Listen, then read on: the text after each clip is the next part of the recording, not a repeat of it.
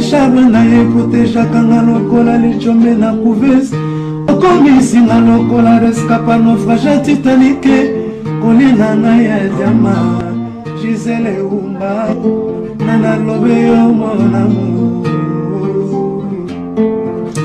téléfortifiant de mon corps en cas de rechute alingaka na bondelaka elokola bebe ya moi ekila monena pesaki nga ngungi ya suwa ye te o paske nzoto na ye petepete lokola na malemba kolina na ya diama Gisele Umba nana trouble yo mon amour charme na ye protejaka nga lokola lichombe na couveuse okomisinga lokola rescapa naufrage titanike kolina na ya diama Gisele Umba nana lobe yo mon amour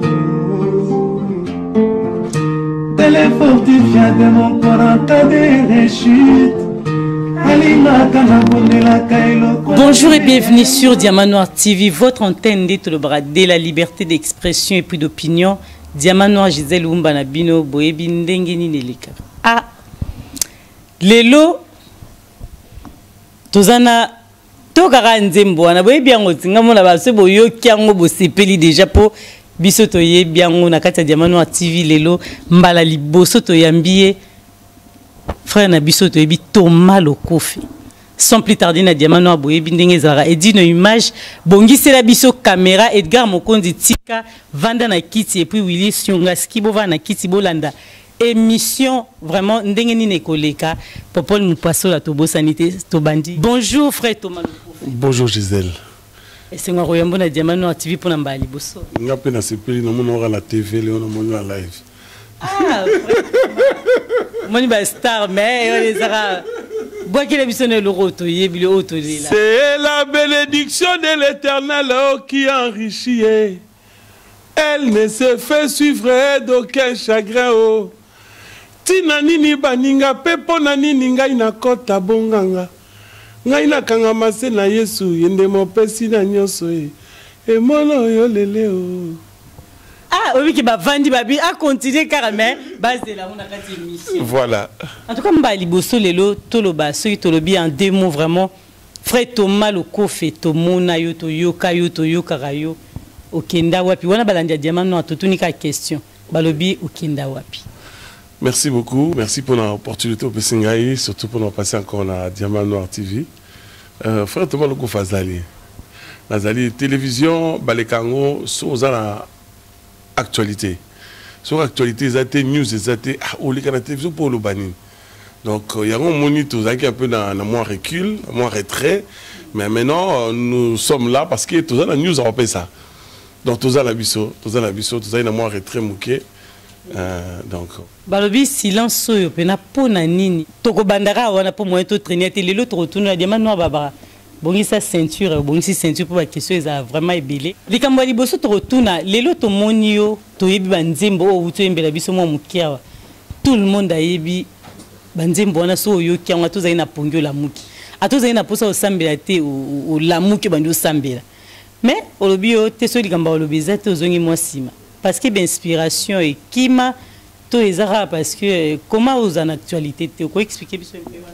Non mais dans ça, le dernier album, Isaki Terminus, dans ça on a 2014, et il fallait qu'on se ressource les sous pour nous ça à Banzembo et Sika, je crois 2014 ça fait 6 ans. Hein. Ils ont beaucoup, ils ont belé. C'est que tout un studio, toujours préparé album jusque là. On a déjà 15 titres dans le studio. Oui, on a ça 20. Sur 20, on a ce qu'on a trié le 10 meilleur. Après 10, on est bimi. Donc, juste si on a 15 chansons, il faut que ça soit 5. Pour ça, la 20. Après, tout trier. Les 10 meilleurs, on a 4 à 20. Voilà. Et puis, tout bimi, c'est l'album a 10 titres. Donc, voilà. Il y a ce que toujours là, maintenant, on a un message, une news à c'est un moment où les 4. Toujours là, le bilan, toujours là, toujours à moi patient. Je sais que 6 ans, ils ont beaucoup, ils ont belé, ils ont qui sous le cicaté, oui. On m'a surtout sous problème, mais ils ont tous sur ma producteur. na milieu na biso dans ça nzembo ba tu ba yoka yoka to mo sala on a ba propre effort na biso mo parce que to lingi musique tellement mingi to lingi tellement mingi bon au partager ya ndaku au partager ya kolata au partager ya bana tout ça ou mais c'est sur studio tu vois tout ça ça prend aussi c'est pourquoi ils ont moins temps mais Kalaming était au servir quand même public na ba linga frère Thomas. Pour toi, parce que mon avant tout continuer, toi, quand la mission, pour toi, on a question, même maman mboka lelo, on a diamant noir tout na ngo, on les a passage obligé. Mais toi, yo kano moko suya mukepo, babe na nga bongoti, babe isoko yambi frère Thomas le kofi va corner makani babi, ayembe biso poto lela banzimbo, mais moi kala avant que tout na oasika. Papa na lola e, papa na lola e, nalela ka papa na lola e. Aïe, et mono yo lele o, et mono yo lele, basangaka et mono yo lele o. Israël o, Israël, boyoka mongongo na nzambe o. Nzambe ya koloba, boyoka mongongo na ye o. Depuis que bazo sepe la pena balanda diamano TV, babi. Bakambo nous ça qui toko boya bombela bisongo ka pona nini parce que ceux qui totuni bineza pona nini mingi to mona ceux qui artistes aye na poto bon mona qui en général batikali avant dîner après succès un moment après succès mona nie et katani na ngolo nini sala rapenda bongo po na mongongo e bimia donc gros bomba maraté te mais na pesi lo papa le tomba raison alors va hypothèse cimetière. En tout cas, on appelle ça pas le tout ma raison. En fait, vite au vrai qu'on vit na Kinshasa, na vite au vivant na poto c'est vraiment différent. Na poto, il faut foutre un rabatou, il faut foutre assurance, il faut foutre un téléphone, il faut foutre un bouille, il faut foutre assurance à banane, il faut foutre un bouille, il faut facture ça ébélé. Alors pour ma facture au arriver dans la fin du mois, il faut le gars au salam même à ceux qui tant qu'il y a une gloire wana ils ont la batouane ko tchè au poids à un certain moment batouana ba osé souter au coup parce que yo mo débrouiller il faut perso alors tant qu'on continue il faut perso continue un système en beaucoup des alara moi je connais beaucoup de bons chanteurs tout le monde qui bango na Kinshasa déjà le lo bana poto misu na mona bango souter au coup net jour mon na na Chartres je crois na Chartres na ko découvrir garçon mo dans la beau temps comme on a alors on a BCBG un bon chanteur. Mais qu'est-ce que tu fais avec ta belle voix? Oh vieux, talara des systèmes en beaucoup ça. Donc système en beaucoup ça qui vraiment à tous qui bon chanteur mais sauf quand un système en gros et boumi on balamon et kofi. Donc vraiment la paix c'est pas le tout ma raison et ils a pas si, ils a vraiment pas si. Bah tout sous bazoa bakwa aux décisions te aux onga boye parce que je sais pas pourquoi bazoa décision te mais ngala za parmi vraiment bat oyo na komi vraiment na suka ral bol neto baka na komi na posa na zonga ils a trop tard na opema tu peux na komi na terrain na tchaba on peut mulunge danger danger mais na musa na bino ba obstacle nini penda to ba difficulté nini o bokuta na makasi na musa ouf musa nyo surtout za na obstacle o ya biso succès na lo baboy. S'il faut refaire, s'il faut rebanir la mokili. Et là, on sait que nous des succès. Ah oui. Et là, on monte sa ligne à Aïba. Ah, so côté. Tu vas tout balonger parce que dans le balata kazak en côté.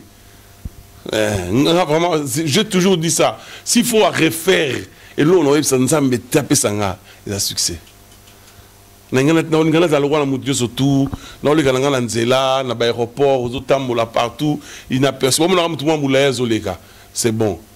Mais sous oye bani moi personnellement pour ngai inconvénient munene ngala na la vie na ngai ngwa tant on a zaki tout mal ko fêter avant na ba frère noté na ba banzi mo le matin na nga tout normal mais c'est tout le monde j'étais mieux mais kaka banda oye bana surtout ko finga biso ba congolais oh non et le bata sai zala ko kontina mboka mususu na RDCT ça la succès na mboka mususu na mboka na bisoté o binga jour mo na bossa na ngote na gare de Lyon na mo matane escalator boy garçon moi congolais zo quitter l'escalator o binga garçon ba do finga pour rien à mon era tout mal au fait yo mon non aventurer ta face ta moulay o binga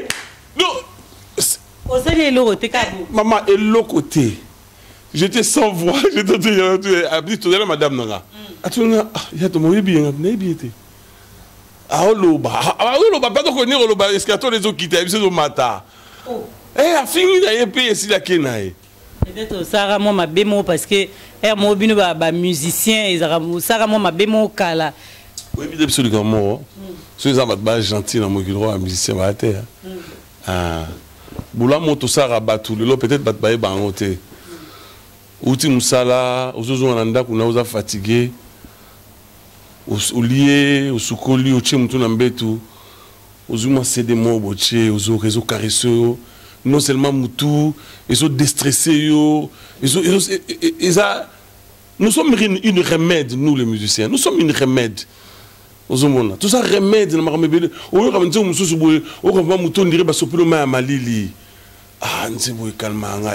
une remède. Tout ça va bien, les musiciens. Voilà, on te lobby, pour pas nous passer à le bien monter et d'une image pas le bien monter, mais tous les canaux, moi, mouké. Lelo tolito le ba tous les kamo a na mboka na biso eza vraiment wana to bimi côté na bino ba musicien to type pour na biso nyonso tout en général mbaki moi si mo lobby a ibisinga na émission bi bato bazo panza mingi bazo sala ba guerre tribale wana eza mingi ba yakana baluba wana nde émotion na lubaki mais biso lelo to tunio yo poza congolais biso nyonso tout moni lelo guerre tribale ekoti makasi entre biso na biso. Yo sikolo biba musicien baza batu idée nous cause aniti ni na makambo ezo sa poto style sa ba guerre tribale wana to ko sa ni sera Mobutu amutoza na secret na ngoye nga mwasi na ngaza musingombe nga za mutabasa nkusu na mongo to fana bien ça fait 20 ans qu'on est ensemble ozomona félicitations ah merci Mobutu bane rozwa papa logola toloba Koya Diallo fait paix à son âme. Atindi na Katanga, aza gouverneur kuna. Azozwa papa ya nani ndekulanga moi si confrère na Lolo Bilolo. Son père était gouverneur de Bandundu à l'époque de Mobutu parce que to kolina ba Lolo place moko et son père était Muluba mais Mobutu on tenu na Bandundu. Ozomona Mobutu ba no panza lelo to comme le système moko boye Mungala kile na Mbandaka. Mukongo kile na Bakongo kile na Bandundu. Déjà à partir du système on a toujours bien de tribalisme. Vraiment, je suis désolé. Système, on a des système à fédéralisme, on a baillé dans le bozu, bazumbo ba kati ndam na po munyo to azoma parti. Ozomona, bo sali par nani comment on dit parlement, comment on appelle ça? Non, député à Équateur. Député à Bandundu, provincial, voilà le mot que je cherchais. Provincial, à partir de Babylone, on a déjà. Tout bien le tribalisme. Tout bien le tribalisme, à partir de Babylone, on a Mungala Zanana Nanani, Muluba Yenekuna, et boy, à partir de Mobutu, à un système monétaire, on a eu tout ce qui sont Mobutu pour y dans ces crangos. Moi, je trouve, à partir de Babylone, on a, tout le monde a déjà tribalisme petit à petit. Et les lots. Et Tony Navaz, hein? Et Tony Navaz, hein? Mais mon a bien payé au Canada. Pour tout cas, tout sangana quand même mon qui tout tika. Pour mon bout à la mkati. À ça qui n'a moi je trouve que toi, dans le 21e siècle, Ngana, tant on a un poteau, on a en Alsace, dans Milouz. Batoussou, on a un poteau dans Marseille. Au moins, jamais Marseillais, mon rêve, ça, Milouz, que non, toi tu es d'Alsace et moi je suis Marseillais. Jamais. Et toi, tu es de l'autre et moi, je suis de... Voilà. Un Parisien, peut-être un Marseillais qui... Non, jamais. Tu es peut-être un accent là-bas. Surtout les... Ah, la poteau. Mais moi, je trouve que Babylone, on a un tribalisme. Il y a des gens trop bas. Les loups, nous sommes tous des Congolais. Toi, nous sommes tous Congolais. C'est ce qui est plus important. Il y a des gens qui profiter de Maramouana pour finir les Congolais. Parce que ce Tolandi, Tolandi ministre burundais, Ndenga outi ko traité biso ba congolais, il nous qualifie de la honte de l'Afrique. Ndenga ministre a qualifié biso. Donc ça parce que biso motozo canadien. Là, je vais répondre en français. Oui. Monsieur le ministre de la Défense burundais, Monsieur Emmanuel, c'est quoi machin? Je voulais vous dire quelque chose. Votre pays, ces bouts de pays là de Burundi, vous ne pouvez même pas vous égaler avec notre grand Congo. Le sel, pardon, le sel capital, la capitale du Congo, la Kinshasa, dépasse votre pays en tout, en grandeur, en hauteur, en profondeur, en tout.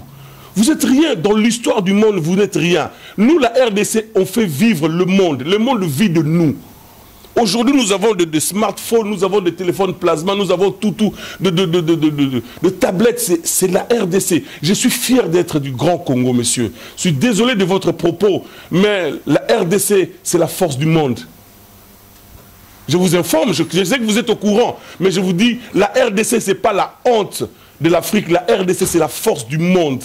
Parce que nous faisons vivre, nous faisons manger les États-Unis, la Chine, la France, l'Allemagne, tout. Ils vivent de la RDC. La RDC is strong, monsieur. Je suis désolé de votre propos, mais vous êtes, je ne sais pas de quelle université vous sortez. Vous êtes un intellectuel, je ne sais pas moi comment je peux vous qualifier. La RDC fait vivre le monde. La RDC, c'est pas seulement... La RDC fait la force du monde. Aujourd'hui, si nous avons des voitures électriques, c'est la RDC, monsieur le soi-disant ministre. Je suis désolé, monsieur. Vous avez un problème dans votre tête. Excusez-moi. Vous avez un problème. La RDC, c'est le monde. Aujourd'hui, le monde vit de la RDC. Si aujourd'hui on ferme la poche de la RDC, le monde ne vivra pas. Et nous sommes forts. Et bientôt, très bientôt, tu vas voir la délivrance du Grand Congo. On va en parler un jour. Je suis tout à fait d'accord, mais là, tu as pas na biso, tu as ministre wana, biso ba congolais, tu koti. Français bimi, je pense que là, c'est parti. Ministre wana tolobaki, c'est une personne abjecte, donc c'est tout. Wana diamano rabaki si c'est seulement ça, c'est tout. Toleki. Tolobi lelo sikoto zonga na makamula biso mo ya RDC bino artiste tozongi côté na po masona biso evanda kipenda wana artiste boloba mingi makambo aya mboka etala biso te bato bele batuna question na yango photo tunango boba mambo ke etali biso te mais kota la situation ngama mambo ke talanga je suis congolais na vivant na poto na pas si maman diamant nazana pour ça na zonga na Congo j'aime le Congo. Mais tant aux autres, la situation actuelle, nakati ya mboka na biso RDC, vraiment na côté économie, nzala o côté makasi bana bat bazo lela.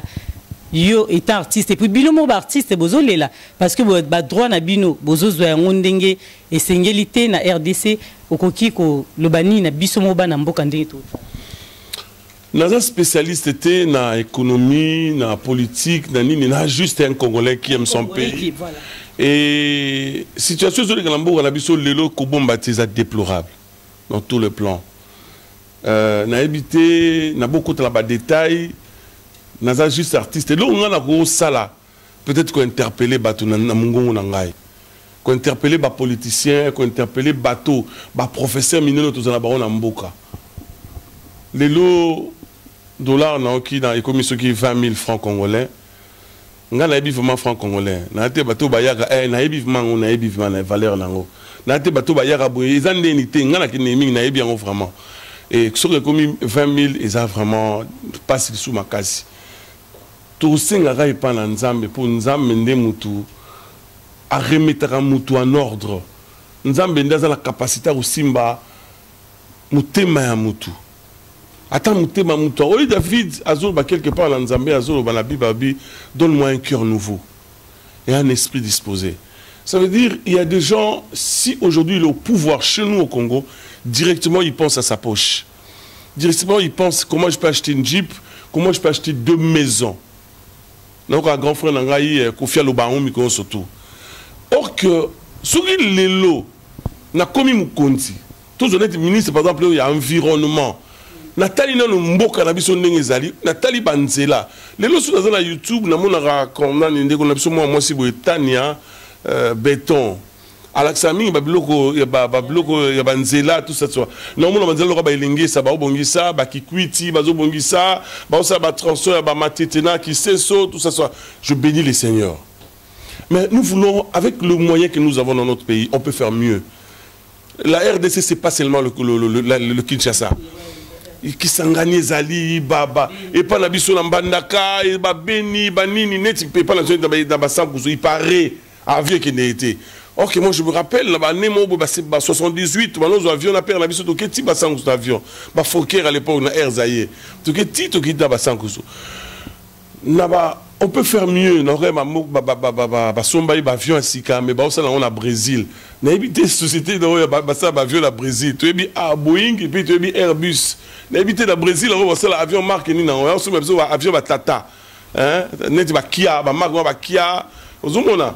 C'est déplorable. On a évité mieux sur moi surtout dans Mboka na rapport balia. Non surtout Sony Airbus et attends sur 1000. Mais surtout que vous n'avez pas brésilien, on a marqué le bangon, les banité, mais elle a un mois bien. De rose, on tombe sur le mois décent. Mais non, attends, cherche quelque chose de bien. Et puis, voici, on a un quitté dans Addis Abeba. On a la parking dans mon béton dans l'avion. On a quitté un jour dans Kenya, dans le Kampala. On a quitté dans Kenya. Tel la parking est tourné dans l'avion. Mais le Grand Congo, moi je demande seulement avec beaucoup de respect. Nabatua dirigé sur Namboka. Papa, maman, conscience c'est ça là, pardon. Donc, je pense que les ministres burundais peuvent avoir raison. Non. Eh, yaya. Tu as vu sur Fingana. Il y a un film qui eh, il est au Bissé Banzaka. Il est au Bissé Banzaka. Tu as vu sur Fingana. J'ai eu les télévisions de Ratandako. Babi les lèvres sales, c'est là en famille. Eh, mais je suis à mes gars, l'eau m'a parlé. On a Manzaka et Bimi. Eh, oui, il y a un principe là, il y a un principe. Il n'y a pas besoin de Baboki dans le condo. Donc, il y a un négonanga dans le négonangaï. C'est comme ça. Lui, il ne peut pas entrer. Ce n'est pas ses oignons, c'est chez nous là-bas. Laissez-nous arranger nos histoires entre nous. Nalinga la Nabi soit bien, parce que c'est la plus belle langue de l'Afrique, même du monde, je dirais. En tout cas, tu me la main, tu me vraiment makambo eza chaud, tozo ki indépendant na frère tomate lobi boye. Lelo batu ba yoki bazo yoka yo ndenge zo expliquer, mais mingi to lingara. Eza na nzembo moko boye na zongi kuna to bimina na maba politique moi makambo mboka to lembisa mitema bato bazo landa biso. Eza na nzembo moko oyemba de la poussière, il retire les pauvres. Du fumier, voilà. Yo moko déjà bien. Nzembo wana ezalaki oyembaki yango kaka parce que ozoyembela nzambe to ezalaki ne loko moko na vie ya frère Thomas esalaki o composer nzembo wana po eza mutuna. Bon, inverser mon la Bible hein? Mais nzembo artiste ayembara la plupart du temps il chante sa vie. État d'âme na un moment on a, état d'esprit na un moment on a, makamado traverser la période on a et ça la question est affecté âme naé. Par rapport à leur chose, un artiste peintre, il peut dessiner quelque chose par rapport à son état d'âme. Tant que soit un problème, moi aussi. Moi écoute dans thème naé, à cause nani pension naé, par rapport même quoi. En fait, le truc qu'il va faire, ça va refléter l'état d'âme. Si vous taliango, et le président un peu mawa, oui, par rapport à son état d'âme ces jours-là, il était un peu triste par rapport à l'Ikam Songolo. Ouais, tant que tu commandes la commande, ils avaient une période très difficile, la vie dans une période sombre. Je me rappelle, mon père était mort, je vivais avec ma pauvre maman, et la vie était très difficile. Dans la classe, parce qu'à l'époque, on étudiait dans l'école privée, tout dans Maloula, tout le 14 octobre, et après, mon père a coupé ma classe et Katani. Heureusement que j'avais seulement ma voix. Si nous avons voté, nous avons tous s'en sortir de la vie. Oui, maman, il y a les producteurs les plus frais. Edgar Mokola. Plein de larmes aux yeux, pas même un seul mot d'amour. Même dans le désert, il y a des moments que la pluie tombe. Mais ma vie est devenue plus qu'un terrain désertique. Tout était devenu noir, comme une nuit dans la forêt, semblable à une source tarie, ou un chantier abandonné, sans force, sans espoir. L'inquiétude était mon partage. Cris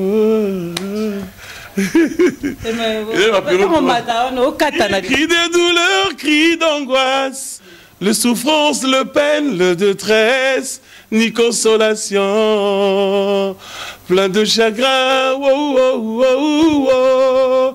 Qui peut me dire qu'il m'aime et qui peut m'embrasser entre ses mains, me ferait poser sur son épaule, je le point trouvé.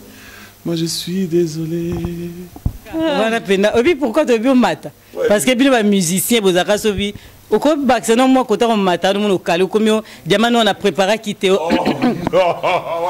Voilà la chanteur vraiment je dis sincèrement la chanteur. Eh bien ça. Non, attends, vrai chanteur même au tien micro n'a besoin de non. Obi ya Chalomba et c'est que le mot obi mungongo ezalwa lisu. Nzamba sala ngo itala. Ende mon foi. So la muki ba miso la muki maman miso au fond miso moni. C'est même chose avec la voix. Mais c'est quoi les secrets pour battre la voix des artistes? Il y a ba personne secret mo na ko dévoiler na mise ça va te pas. Mais pour parler qui ba yeba o babandi moni c'est comme makambango ba leki ba yesima ba yeba. Pour la pexing. Oli mo ta yemba raté ezaka micro atie micro lo bande. Penga yemba o. Non mais secret zaka. En fait la voix on est avec ça, c'est inné de tout. La voix, avoir une voix, une belle voix ou bien être chanteur, ça se cherche pas. Uzanangu bandakala, au batiki au monde dans la bâtiment, même dans la quartier, Pétunga va vivre maintenant Pétor Zara musicien. Ah, Pétor Zara musicien. Ozomona. Donc la chimique question non mouké donc. Tu comprends les gars. Il faut zanango. Et secret nango sikoyo. Yo mo mutouye bango. Non, c'est un bateau, une réponse, parce que ça va fort au travail. Ça va fort au travail. Et puis on va découvrir. Mais les lots, frère Thomas, l'andanani en openda opo, oza idole na yo, izanani na monde na ebité tom so papa lutumba po, otangi biso papa lutumba, tant to lobano, frère Thomas, il sait la biso monde ma papa lutumba raté, on a musique ya mukili ya masumu, mais yo idole neza. Non, idole na ngai qui vient mo wa kufa, va de Mambenga. Kamwe oui que bateau ba la do ba kamwe si mutayo ki na bi e mono yo lele o e mono yo lele basanga ka e mono yo lele o si wa gibe ya banoimba na mela kango latina e o mama yeye ba couleur ngona bon Jésus na benga chouchou on est la composition en fait au bout du mouton na biso va de Mambenga wana. Na kene période mo retourner évangélisation côté Équateur na rivière Ubangi. Na kene na mboko moko nango dongo avant comme zongo. Na kuti grand frère Yava de Mambenga aza pasteur. Siko muli bato Équateur wana azoyi mana accent ya Équateur. En fait tata wana nem ta changer nga ko yemba na yemba ko ba mon. To koma na mboka wana papa wana ono fana les élèves mo ngumba ya fana likolo. Biso ce que tu vas là-bas, c'est sur place mon assez. Ce que va 5 heures soir là, mukazo yemba. Ba yembela kamo konzi nenga ninyo yo. Imae ngago yemba bona yo yawe. Ayi mono yo. Ayi ba wali yangie. Na bisio ba 5 heures suite atala ba no yemba. Na tonalité qui mongo. Pongie silinga. Na ba me quel est cet homme qui peut chanter comme ça? N'est-ce pas déjà Royemba? Mais non, il est normal. À période on a un quartier latin, une église, non, il est normal. Parce que tant on a yogi tatana, habité, c'est comme ça que les choses ont changé. Le quartier latin pour Yemba? Oui, Yemba. Sortie officielle l'album La Magie, na samedi dans Grand Hôtel, na Yembaki. Tout côté jour mon pompon miyaki, tout le monde peut jouer mon pompon miyaki. Dans Grand Hôtel samedi, dimanche dans Téléfolis. Voilà. Non, c'est mon banga frère en Christ. T'es non banga frère en Christ, t'es non banga des droits d'auteur. Obi côté Meminga peut-être frère Thomas Makasi.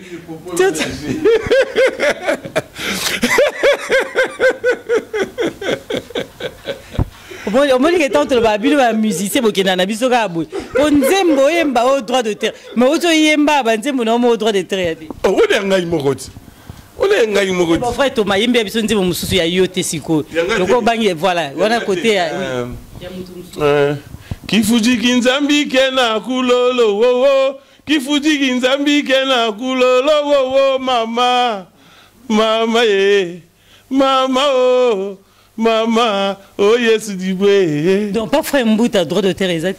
On a un pangi. On a un pangi à foot sangate. C'est la tête gars, mon conseil à foot sangate, mais frère Mbouta.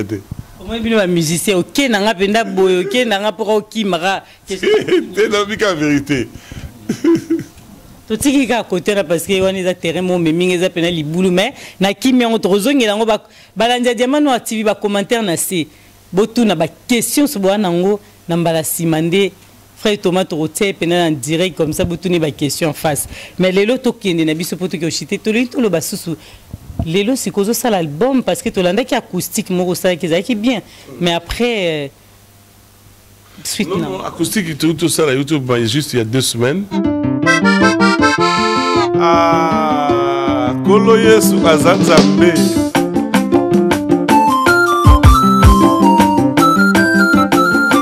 Papa na lola papa na lola nalela ka papa na lola mono yolele o mono yolele basanga ka mono yolele o Israel o Israel boyoka mongongo na nzambe o nzambe akoloba boyoka mongongo na ye o maudit soit celui qui se confie à l'homme o maudit soit celui qui se confie à l'homme o. En tout cas dans un conseil Batman Ndango ils sont sur YouTube Thomas Lokof officiel. En tout cas, on a fait juste pour 28 minutes. On a vraiment quelque chose de bien. On est là juste pour nous préparer terrain pour l'album Ezoya. Album où vraiment ils ont maintenant au CP là. On a bêti 20 rumba. Ils ont regardé du rumba. Message est très fort. Oui, pour le message, nous avons vraiment moi ma casse. On a vu que votre balinga va zali. Mais dans le cas où papa l'aime moloto, frère, pasteur il faut que du ciel, dans la trace en tout cas 10 chansons mais ça sera vraiment une bénédiction pour ne pas dire une bombe, sinon ça va tuer les gens, mais ça serait une bénédiction pour l'église de Dieu. Balandi bino mo boyo ki pena album mwana ezobima frère Thomas poto ke na biso na rochité mais to retourne moi question lelo so ba bengio concert parce que makambo ya mboka tozolo ba biso tozolo belango que lelo ke no beta concert isika ba ninga bazo kufa na beni bande kona biso est-ce que ko epe ko ndima lelo so ba memio sans problème so vraiment bazo na biso ba lu ba ki na est nyoso Kisangani Bukavu Bunia Beni tout vraiment et on a ba meilleur concert à Vinanga. Je veux, c'est vraiment, ça sera mon cœur qui va chanter. Ah, liwe pour la mounios tout, maman. Liwe pour la mounios tout. Mounios tout à Okufa. Zomona. Bato bazakuna. Nazo chance, puis on a eu sur la Kampala, na Uganda. Bah invité Kingai pour tes frontières na Bango. Bah invité Kingai na ville mo Aru. Aru place horriblement na Congo. Congo cousin horriblement grave. Maman a vu sur ba camion ba or et où ta Congo ils ont 4 ils ont côté là na ba vie ils ont kende.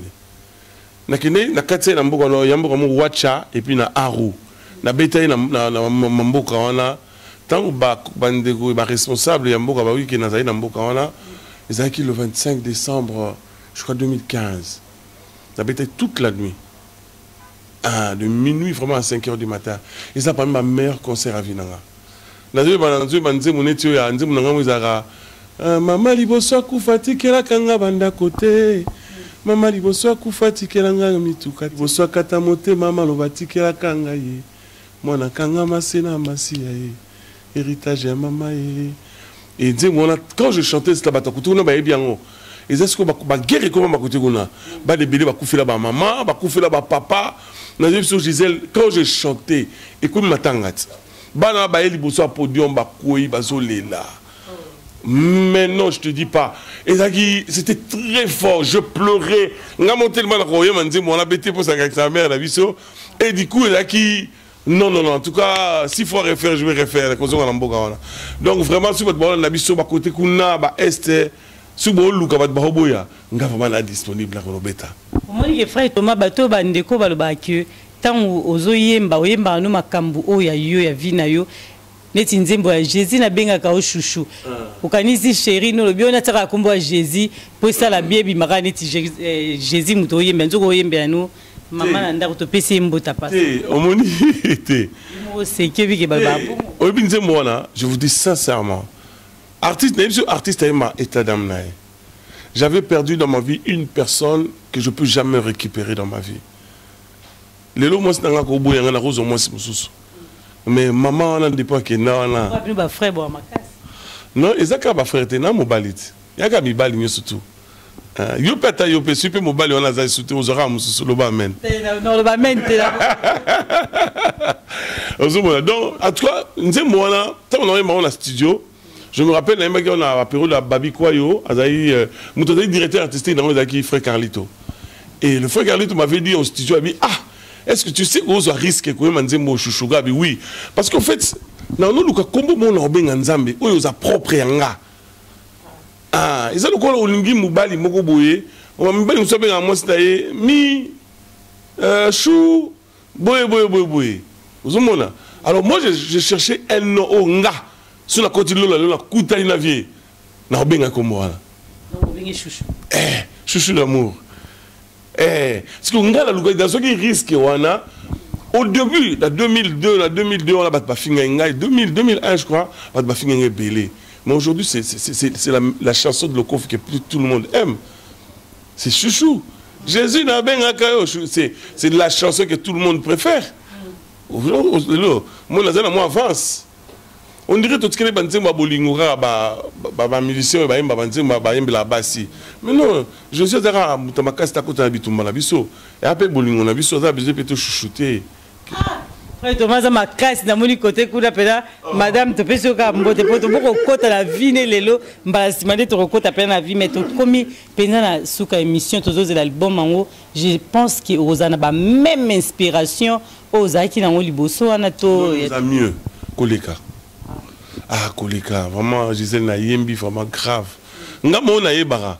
On m'a dit que acoustique nga. Si on a bien Gisèle, là on va bien aussi si bisala. On nous ce qu'on lit au vandi. Aussi au lieu déjà. Parce que au grignoter moi blo mike. Attends ba mbuma raisin. Parce que ozo yo kango. Ah na yembi grave. Nga mo. Yemba mom. Ah, kolo Yesu, nzela salope bomoyi. Liziva maya bomoyi. On est bandé moyemba dans la quartier la toyi na ngokoto, ezaka même. O changer ka ba kombo, longo ka kombo li obwaka deti oasis yo tiango bité na boka Jésus. Jamais je peux faire ça. Naza bandé mbili na mutu na Gisèle. Naza vraiment si tu vas na yo ndako moko bolobi tu peux ça punition. Journée moko na ona biso na sta sala de minuit à 5h na commis 8 chansons. Na ko na mutu. Il faut que tu studio 5 nga banzembo. Tu bani na minuit na zui guitare na yembi enregistrer aux yeux nzema mi balé et puis kokana pété. Quand on a mis à la grâce. Et ça que m'embête dans l'autorité, c'est une grâce. Vraiment le Seigneur m'a fait grâce vraiment au comment.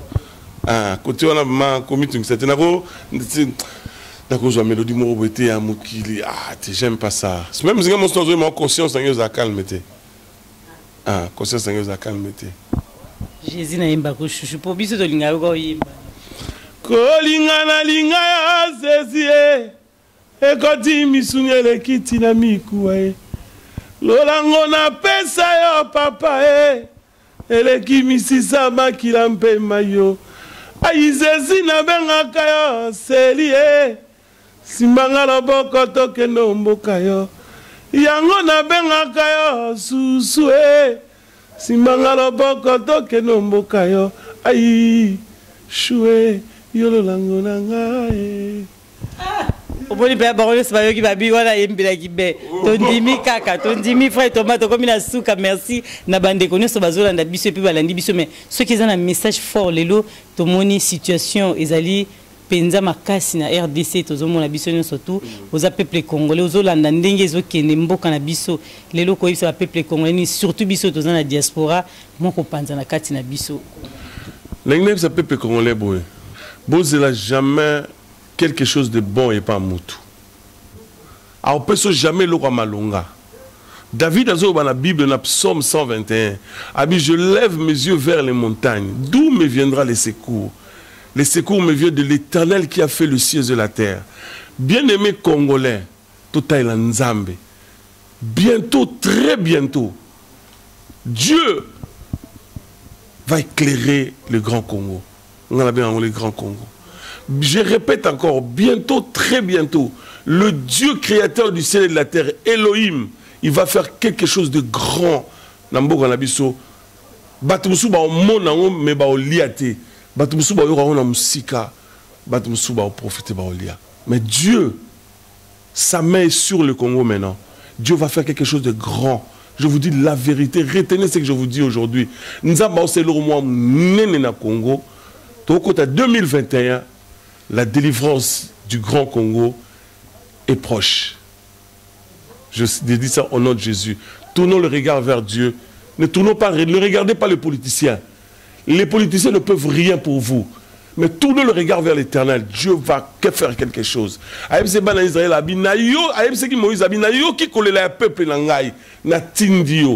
Dieu bientôt a déjà choisi un homme et qui lui a dit, à cet homme-là, lève-toi, va au Congo. Et cet homme-là va bientôt s'élever et il va aller au Congo et vous allez voir la délivrance du Grand Congo. On appelle si Madame Nangambote anniversaire le 7 octobre. Ah, joyeux anniversaire. Mais non, au comité. On appelle si déjà bien avant. Ce qui est dans la moitié, nous sous mais Erwa Kimanga.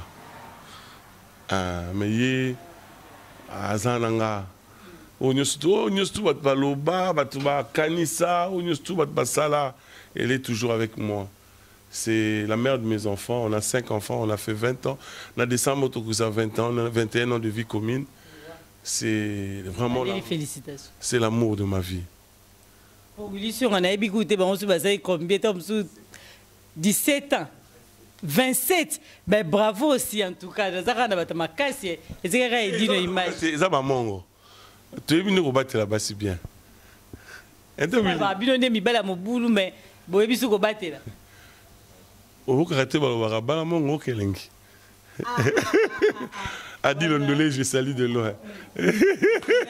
En tout cas, là, Simandé, to kuta ni zu to tuna vraiment vie na yo to kota vie namba smobite absolu solo comment ça la capo azana mutu lokola yo boya vandi pa kanyi mutema malgré ma camion ce zo de nga pese félicitations penaza moi ça merci beaucoup. Restez branchés sur Diamant Noir TV. À très bientôt et bye. Gisele Umba Nakolina ya Diama Gisele Umba Nana troublé au mon amour. Merci Gisele Umba Diama